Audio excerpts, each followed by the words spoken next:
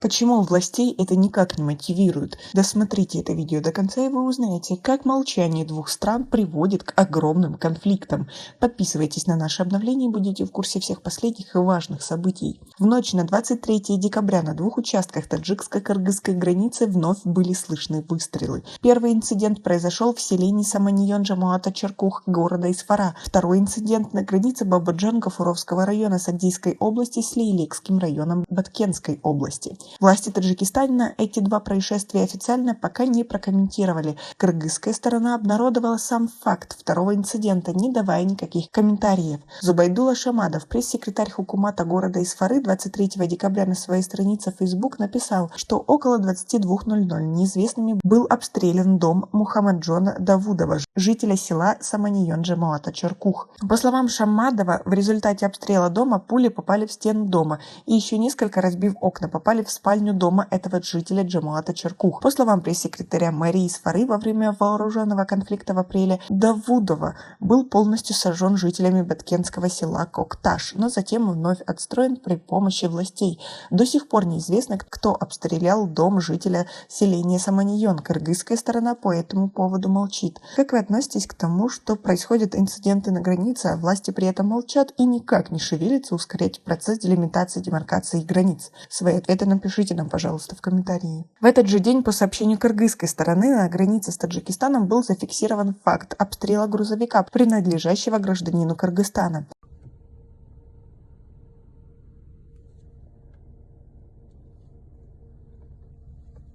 Тажиктин солдаттары качып кетти атамын жердечи. Башка жактан чыгып кетти. Жолдун мээриге чыгып кетти да булар. Үчөө качкан бойдон кетти. Автор видео, размещенного в социальных сетях, сообщил, что стрельба велась в сторону грузовика, двигавшегося по автодороге Арка-Максат на территории селения Максат Лейлекского района. По предварительной информации, опубликованной пограничной службой Кыргызстана, водитель грузовика КАМАЗ, ехавший по дороге Максат-Жаштык, остановился на полпути и попытался набрать воду из арыка. В это время якобы к нему в машину подсели 3 таджикских пограничника и потребовали, чтобы он повел грузовик в сторону Таджикистана. Чтобы привлечь внимание, водитель выскочил на полосу встречного движения и стал кричать, что его задерживают таджикские пограничники. Салам алейкум. Сизди аттыбы? Азырбы?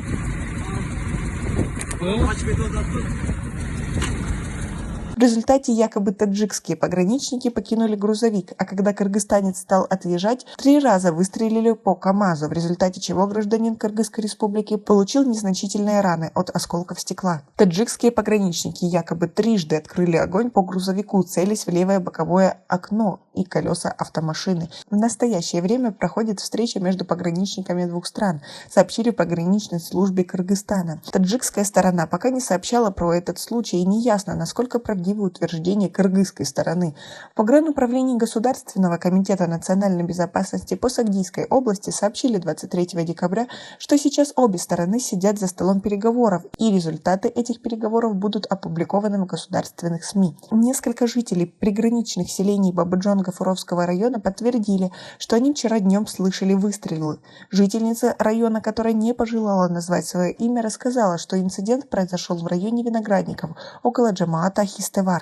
Официальные лица этого джамаата подтвердили данный инцидент, отметив, что сейчас все нормально, обстановка спокойная. А как вы относитесь к таким повторяющимся инцидентам на границе? И как вы думаете, что должно случиться, чтобы власти ускорили делимитацию, демаркацию границы и наконец-то договорились? Ведь так же продолжаться не может. Вы согласны? Свои ответы напишите нам, пожалуйста, в комментарии. У нас пока на этом все. Оцените наше видео подпиской и лайком. До скорой встречи!